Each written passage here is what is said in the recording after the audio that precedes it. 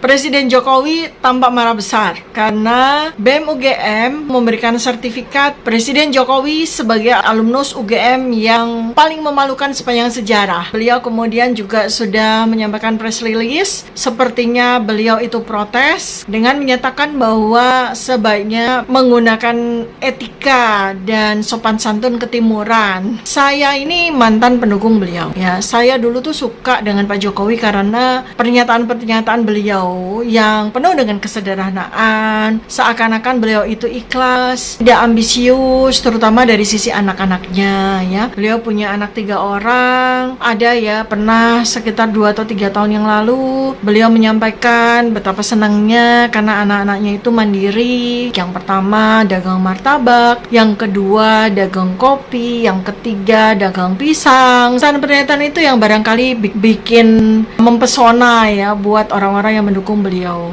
Ternyata nggak sampai beliau berakhir kepemimpinannya, ternyata di balik kata-kata itu ternyata tersimpan ambisi yang sangat luar biasa, dan di akhir kekuasaannya nih beliau kemudian meledakkan ambisinya itu dengan memaksakan anak sulungnya menjadi calon wakil presiden. Dan ini adalah suatu kenyataan yang bikin semua buzzer-buzzernya presiden yang selama ini amat sangat fanatik, amat sangat loyal, itu semua menjadi sangat kecewa. Untung saya udah lama nggak ngefans sama beliau lagi karena pernyataan-pernyataan beliau pada akhir dari periode pertamanya dan awal dari periode keduanya itu udah sangat mengecewakan saya. Kita semua heran itu bagaimana mungkin saat ini ya, ketika Presiden Jokowi sendiri secara jauh dari etika, jauh dari kesopan santunan ketimuran, memaksakan dengan segala cara untuk membuat anaknya bisa menjadi calon wakil presiden, bahkan dengan merekayasa Mahkamah Konstitusi. Bahkan mungkin kalau kita lihat dari sejarahnya ya, bagaimana mantan ketua MK itu waktu itu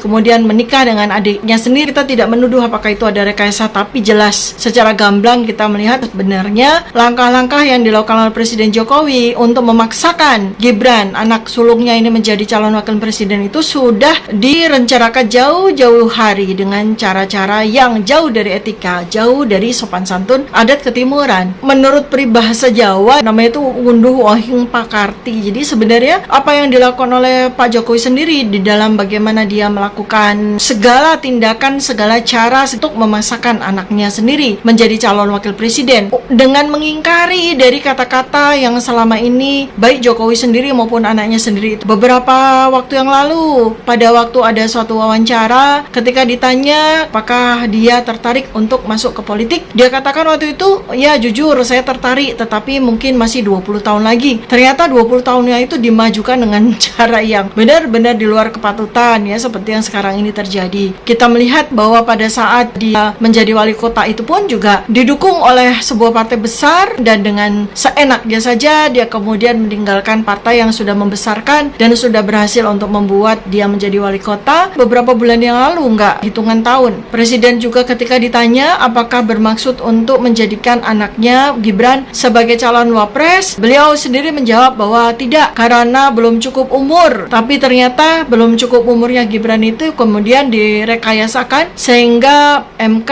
mengubah dari perundang-undangan yang membatasi dari batas usia minimal dari seorang calon wakil presiden, dan ditambahkan dengan klausul apabila seseorang berpengalaman untuk menduduki jabatan publik, yaitu wali kota, bupati maupun gubernur. Artinya dengan perundang-undangan yang diubah untuk kepentingan Gibran tersebut, maka Gibran kemudian bisa maju menjadi cawapresnya Pak Prabowo. Akrobat politik yang betul-betul jauh dari etika. Kok tidak patut ya kalau presiden yang berkali-kali melakukan pelanggaran etika, ketika kemudian dikritik dengan cara seperti BEM UGM mengkritik, dia tidak terima dan dia katakan bahwa BEM UGM itu melakukan cara yang tidak sesuai dengan etika. Presiden sendiri sebagai kepala negara, sebagai sosok yang diharapkan memberi suri tauladan, menjadi role model bagi rakyatnya yang 278 juta itu, semestinya selayaknya dan sepatutnya berhati-hati dalam setiap langkah. Seharusnya menjaga segala tindakannya, segala perbuatannya itu mengikuti etika, mengikuti norma, mengikuti adab, mengikuti sopan santun yang berlaku di negara kita, menjadi suri tauladan, jauh dari kepatutan, bahkan memaksakan dengan ambisi yang luar biasa untuk memaksakan anaknya sendiri